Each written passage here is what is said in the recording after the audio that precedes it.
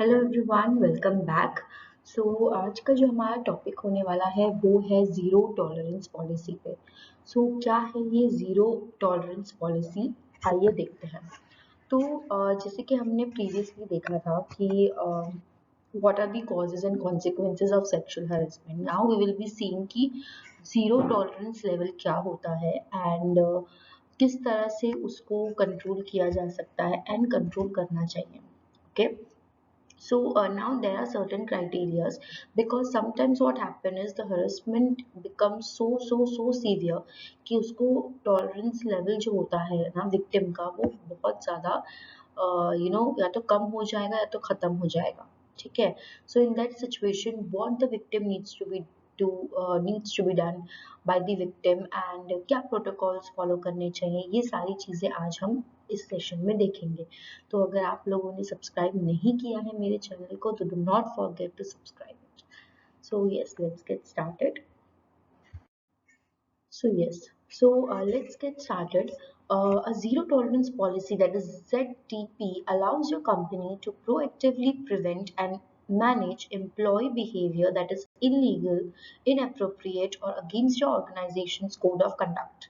The policy provides clear direction for employees and makes it easy to understand when an employee has veered off course.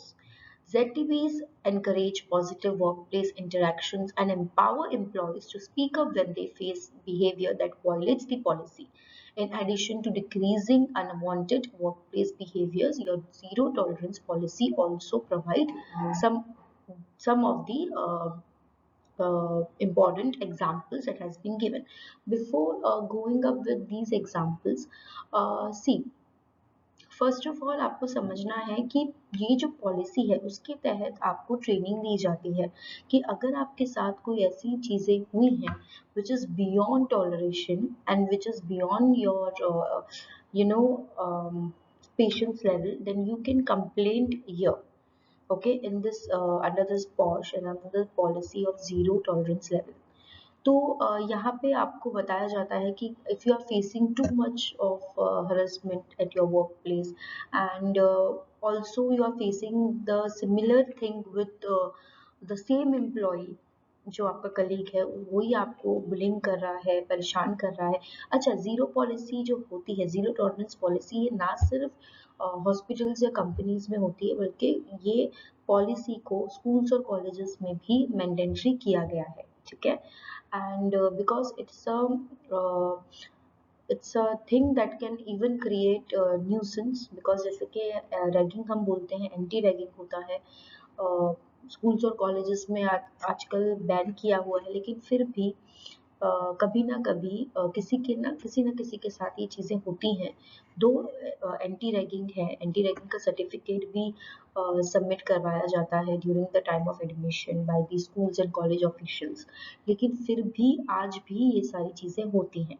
ठीक है, तो ये policy के तहत आपको अवेयरनेस मिलता है, विक्टिम को अवेयरनेस मिलता है कि आपको क्या क्या करना चाहिए अगर आपके साथ कुछ गलत हो रहा है तो। Okay, moving ahead, there are three other examples, three other steps that has been given. First is to provide clarity to employees on topics such as workplace behavior and disciplinary processes. अब ये काम किसका है? Company का। ये company provide करेगी employees को ताकि उनको समझ में आए कि उनके राइट्स एंड पावर्स क्या हैं। Okay, second, improves workplace culture and employee performance by making employees feel more psychologically and physically safe at work. आप एक ऐसा वर्क इन्वायरमेंट बनाओगे where in the employee should feel free, the female should feel free कि वो जहाँ पे काम कर रही है that is the safest place. Okay, so that is the main thing. Next will be minimizes organizational risk by reducing unwanted workplace behavior and providing leaders with a method to quickly and effectively resolve conflict.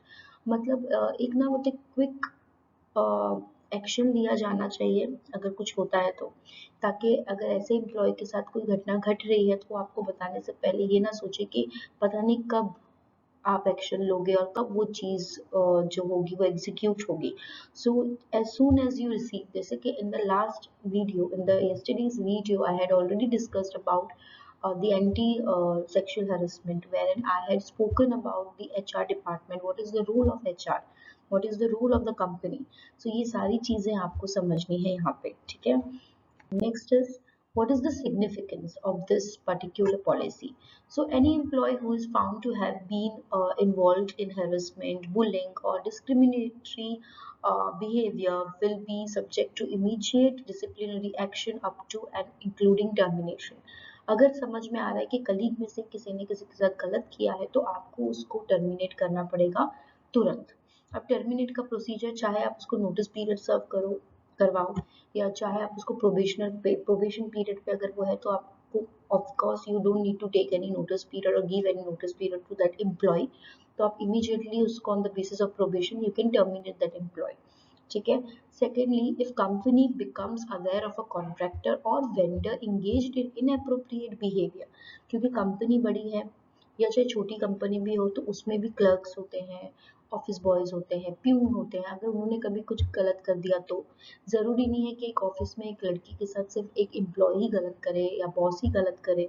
वहाँ पे vendors हो सकते हैं, वहाँ पे contractors हो सकते हैं. तो such relationship will enter a probationary period or to be terminated depending on the severity of the incident or the case. Depend करता है कि सिवियरिटी क्या है केस की. जैसे अरुणा शानबाग के केस में उनके साथ वर्क प्लेस पे ये चीजें हुई थी एंड किसने किया था, एक स्वीपर ने किया था उनके साथ रेप. सो बोलने की बात ये है कि चाहे स्वीपर हो, चाहे एम्प्लॉयर हो, चाहे एम्प्लॉय हो, चाहे कलीग हो, कोई भी हो, बट वर्क प्लेस पे अगर किसी के साथ कुछ गलत हुआ है, नॉर्मली भी अगर किसी के साथ कुछ गलत हुआ है तो उसकी रिपोर्ट करनी चाहिए, ठीक है. जीरो टॉलरेंस लेवल या जीरो टॉलरेंस पॉलिसी होती है सिर्फ और सिर्फ कंपनीज में, इंस्टीट्यूशंस में एंड बड़ी बड़ी ऑर्गेनाइजेशंस में. Clear. Zero tolerance policies are studied in criminology and are common in both formal and informal policing systems around the world. अभी इसको criminal में क्यों लिया गया? Why it is not in civil? See, as I already told you many times कि POSH जो होता है वो civil में आता है, though it creates some criminal offences as well.